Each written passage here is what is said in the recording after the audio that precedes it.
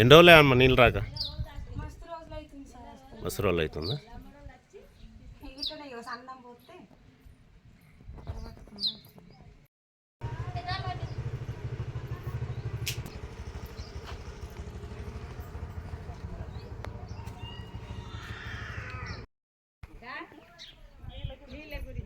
నీళ్ళు వస్తున్నాయా అమ్మ?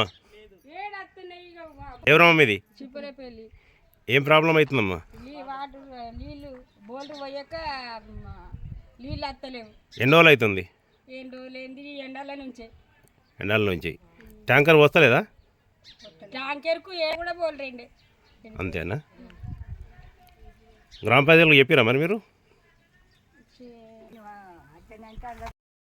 గ్రామంలో ఒక్క తాగుదాం అంటే నీరు ఒక్క సుక్క నీళ్ళు లేవు, కడుపుకుందామన్నా కూడా మేము చేనకాడికి పోయి పొరగానే మేము తానాలు చేసేస్తున్నాం, మళ్ళీ నీళ్ళు ఎత్తుకొచ్చుకుంటున్నాము. ఒక్క బొట్టు కూడా ఇంటికాడ నీళ్ళు లేవు, సుక్క లేవు, తాగుదామంటే బిలబిల అంచుతున్నాము. ఒక్క సుక్క బొట్టు కావాలన్నా నీళ్ళు లేవు.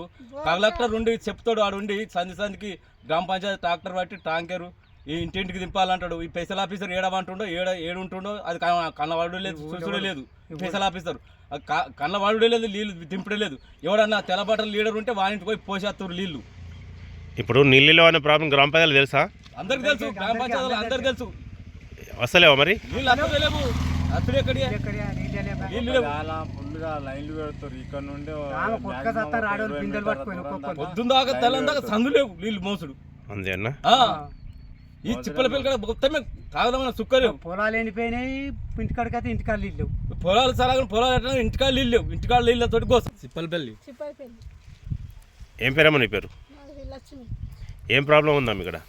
ఇక మొత్తం నీళ్ళే లేవేవో బోరకాడికి రాణిస్తలేరు. నీళ్ళకు నీళ్ళకి రానిస్తలేరా? రాణిస్తలేరు. ఊళ్ళో నల్లలు వస్తలేవా? నల్లలు వస్తలేవు, నల్లలు కూడా ఇస్తలేరు. ఖరాబ్ అయినాయి అంటున్నారు, ఎప్పుడు ఖరాబ్ అయినాయి అంటున్నారు.